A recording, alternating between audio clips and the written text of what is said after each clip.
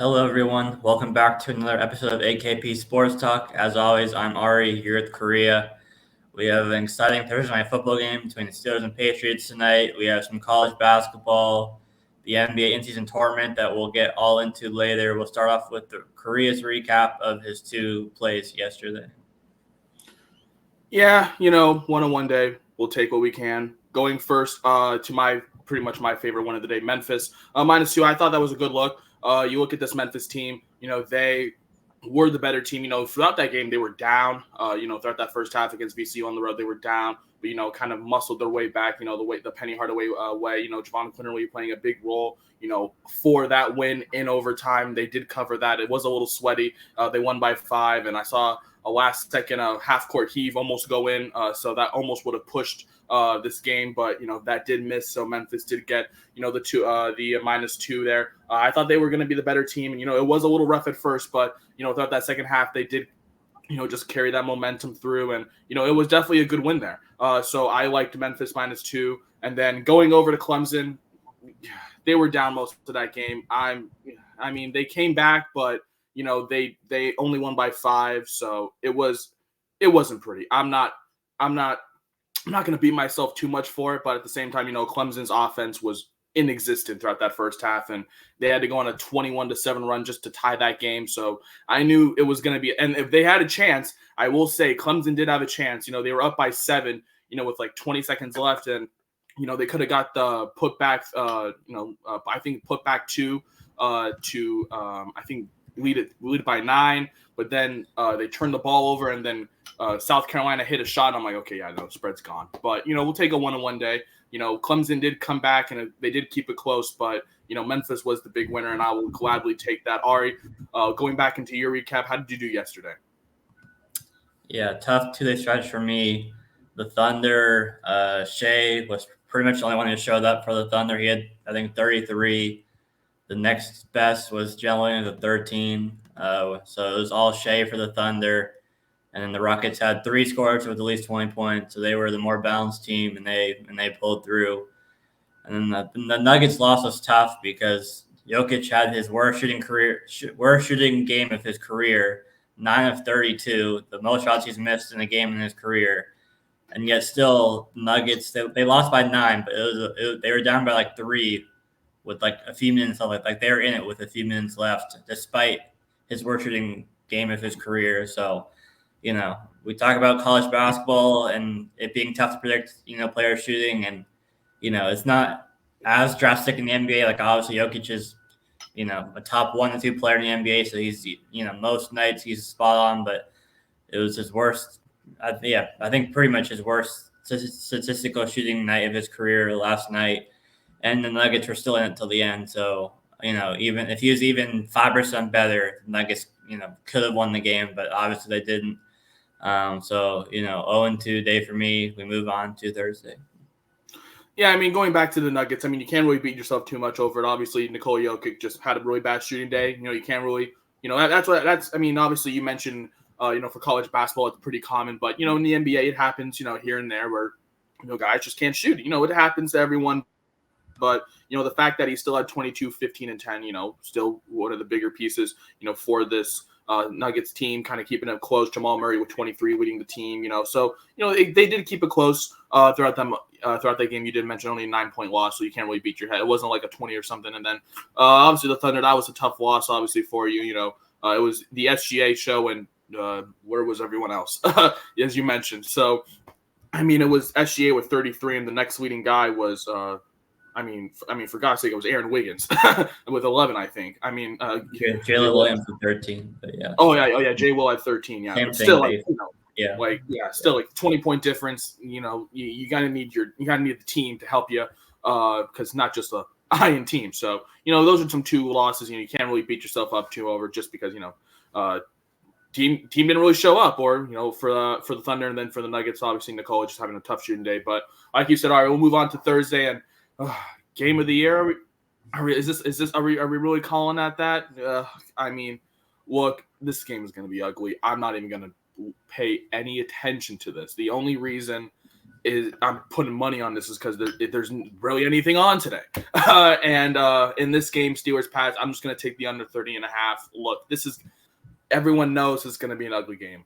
I literally saw Underdog Fantasy tweet out if they have $100 pot, right? And for every point scored, they're going to minus $3,000 and they're going to give it away to someone.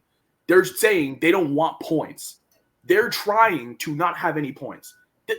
I don't know if there's any more telling sign that this game is going to go under when a sports betting promotion is giving away points. No, it's giving away money to try to not have points. This game is going to go under. You have Bailey Zappi against the Steelers defense with or without TJ Watt, still one of the better defenses in the league, especially at home. And then Mitch Trubisky against the Patriots defense. We know how Bill Belichick is, very defensive-minded coach. That defense is kind of the reason, they've kept it close in so many other games. We look at the Patriots, I think it was last 5 games where they're averaging the least amount of points allowed, but they haven't won a game just because their offense is anemic. The Steelers, everyone says they're the luckiest team in football and all that stuff. And, it's true just because, they somehow find ways to win. But, Bill Belichick knows his team and Mike Tomlin knows the other team. So it's not like, these are 2 new coaches or whatever. They know each other and they're definitely going to game plan defensively because they know obviously offensively they're both pretty anemic and injuries on the Patriots side as well with Stevenson out. And Demario Douglas, already so thin on offense for the Patriots. And then the Steelers, I believe Najee Harris is in, but, Patriots always know how to put a game plan to, stop the main attack offensively. And, with Mitch Trubisky's recent struggles from what we've seen, it's definitely going to be a very ground-heavy game for Najee and Jaylen Warren out the backfield. But if I did have a second lean, I may take the Patriots plus 6.5, but I don't want to have to back Bailey Zappi or anything related to the New England Patriots anymore. So I'm just going to do the under. I'm just going to fade both offenses here. I think this is going to be a really ugly game. You don't even have to tune on. You don't even have to tune into this. Because you're going to see the box score and it's going to finish like 13-10. You're going to be like, oh, wow, the under hit. And then you can just go to bed. That's literally what you can do with this game. I mean, and it's just going to be bad. And then for the college basketball slate, the only good game on today in terms of, top schools. We have the Battle of Iowa. I don't know what their rivalry is, but it's Iowa versus Iowa State. And we're taking Iowa State, the home team, minus 6.5 here. Look, this is just completely fading Iowa after what I just saw on Monday. This team can't shoot on the road. I mean, they literally just cannot shoot on the road. And yes, this is not a long road considering it's in the same state, obviously just going from Iowa City to Ames. But, at the same time, it's still a road environment. Obviously, Iowa State knows it's a big rivalry game, and it's in Iowa State. So, obviously, a lot of, emotion around that and, a lot of big atmosphere. We mentioned, atmosphere is going to play a big role in, Iowa State, being the home team in this spot. I'd say they're slightly better in terms of their defense. And then Iowa offensively, we don't know what team we're going to get. And I think this offense, away from home, Ari, I think you mentioned earlier in the year, this Iowa offense is so bad from home versus at home where they're one of the better teams shooting. So I'm just going to fade Iowa in this spot and take Iowa State, the better defensive team at home at minus 6.5. That line, it did go down, but I expect it to go back up as well.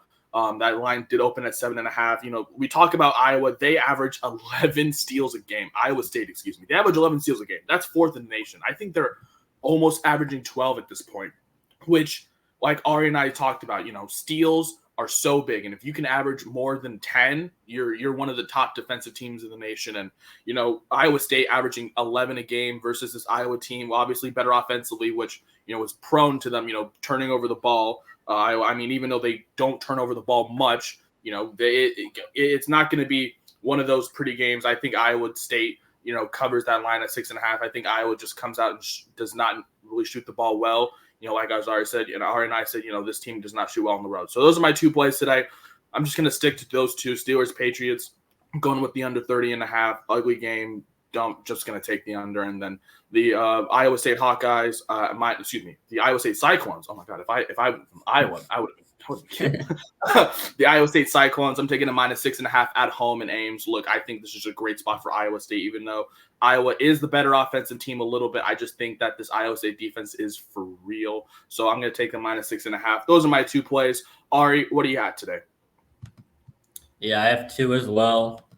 Ugly game, ugly prop. Allen Robinson, over 11.5 receiving yards. He caught all three of his passes last week with Trubisky. You go back to, when they were in Chicago, he played with Trubisky, with the Bears. So they have that previous connection.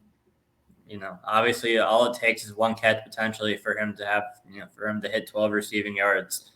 So I'm going to be splitting this one out all game. And then the NBA in-season tournament, going back to the Lakers, they're a 2-point favorite, just taking on the money line. Again, just backing LeBron, Anthony Davis in these tournament games. I think it's going to be close. The Pelicans are playing really well with Zion and Brandon Ingram healthy, so I think it's going to be a fun game, close game. But I'm just going with with the veterans, LeBron and Anthony Davis here to pull it out in the end for the Lakers.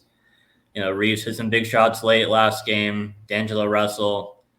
So I'm just going with the Lakers to advance to the championship of this in-season tournament. Yeah, going to that first play, Allen Robinson, you mentioned, their brief time in Chicago, him and Mitch Trubisky now both in Pittsburgh. So, that definitely could be a great lean at minus 125 over 11.5, with that, with the pass rush for the Patriots, Mitch Trubisky is probably going to want to find, someone reliable that he's thrown the ball to many times before, especially with Pickett, kind of establishing that connection with George Pickens. Mitch Trubisky was obviously practicing a lot more with that second team, and maybe Allen Robinson as well. So I like that over 11.5 receiving yards for A-Rob tonight.